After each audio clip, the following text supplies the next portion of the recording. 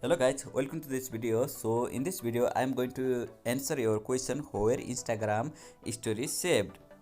Okay, let's suppose we post a story and it automatically got saved, but we don't know where it got saved.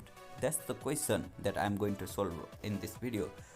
So without further delay or wasting your extra time, let me go straight on the video. So to find your story or to find your answer where Instagram story got saved, just tap on your profile icon and tap on this three line on top right corner. Again tap on this archive section.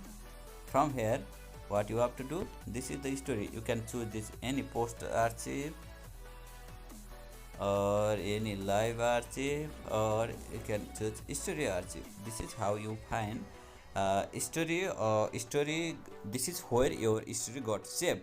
I hope you like this video. If you like, subscribe to my channel, help me to grow, and we'll meet you on my next video.